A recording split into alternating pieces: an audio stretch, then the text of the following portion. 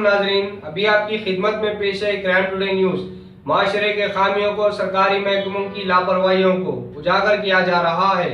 मैं अब्दुल अजीज, crime today news, Hyderabad. शेरनिंगमपल्ली में आज सुबह 7 बजे से जेएचएमसी के जोनल कमिश्नर, मुतल्लिका कॉर्पोरेटर, एमएलए और मेयर की जानिब से सारे इलाके का जायजा लिया गया। मुसलसिल अवाम की शिकायत मिल रही थी कि यहाँ पर बहुत सारे परेशानियाँ हो रही है। इसको नजर में रखते हुए वार्ड नंबर 105 इंटियार नगर के इलाके में ड्रेनेज का मसला, पीने के पानी का मसला और रोड का मसला, ये सारे चीजों को मेयर ने जेएचएमसी कमिश्नर के नोटिस में लाया और हिदायत दी कि जल्द से जल्द इस पर काम करे और जो लोग वहाँ पर रहते हैं उनके लिए सही मकानात का भी इंतजाम करे। देखना है कि मेयर की इस बातों पर कितना अमल होता है। शेख आसिफ के साथ मैं शेख रहमत Ali, crime today news, Hyderabad.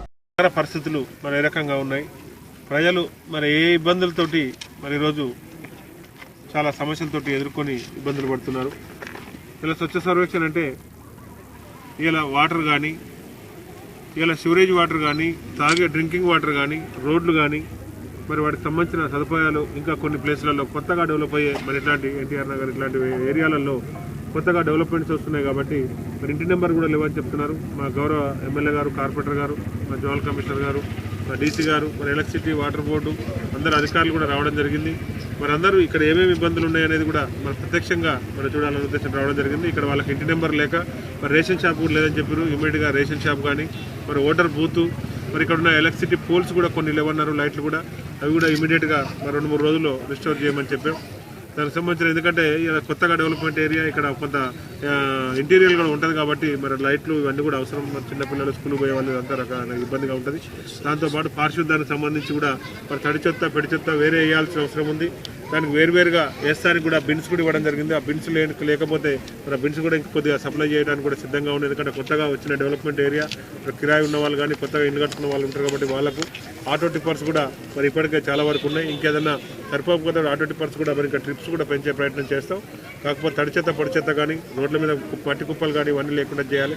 ఇలా కొత్తగా డెవలప్మెంట్ అవుతున్నాయి. ఇలా వాటర్ వర్క్స్, ఇలా మంచినీటి పైప్ లైన్లు అవుతున్నాయి. డ్రైనేజ్ కూడా వేసేది ఉంది. మరి రోడ్లపైన నీళ్లు నిలవకుండా మరి ఇమీడియట్గా కొంత కచ్చ కాలువలు కూడా తీసి మరి ఎంటమాలజీ వాళ్ళకు కూడా ఫ్రీక్వెంట్గా పాక్ కొట్టమని చెప్తున్నాం.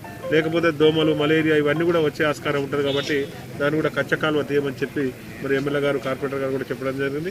మరి జోనల్ కమిషనర్ గారు కూడా రావడం జరిగింది. ఎందుకంటే ఈ కొత్త డెవలప్మెంట్ ఏరియాలో పూర్తి స్థాయి డెవలప్మెంట్స్ రావడానికి ఎస్టిమేషన్స్ ఇవన్నీ కూడా కొంత ఇబ్బందికరంగా ఉంటుంది. ప్రజలు కూడా మరి రకరకాల ఇంకా వేరే కమ్యూనిటీ హాల్స్ కానీ ఇంకోటి కానీ అడుగుతున్నారు. ఇవన్నీ ఫస్ట్ మౌలిక సదుపాయాలు అయిపోయాక మరి వాటిని తప్పకుండా నెరవేర్స్తామని చెప్తున్నాం. ఇదే కాకుండా ఇంకా ఏ సమస్యలున్నా తీరుస్తాం. కాకపోతే స్వచ్ఛ సర్వేక్షణ అనేది హైదరాబాద్లో నడుస్తుంది. దాంట్లో ప్రజల పార్టిసిపేషన్ కూడా అవసరం. ప్రజలు దీంట్లో తడి చెత్తను, పొడి చెత్తను వేరు చేయడం కానీ, చుట్టూ ఉన్న పరిశ్రమలు ఇలా వాటి పరిసర ప్రాంతాలన్నీ కూడా పరిశుభ్రంగా మెయింటైన్ చేయడానికి మరి ఎన్టీఆర్ నగర వాసులు అందరూ కూడా మరి కోఆపరేట్ చేయాలని విజ్ఞప్తి చేస్తున్నారు. सच की तलाश का नाम क्राइम टुडे न्यूज़। मुझे इजाजत दीजिए। अल्लाह हाफिज।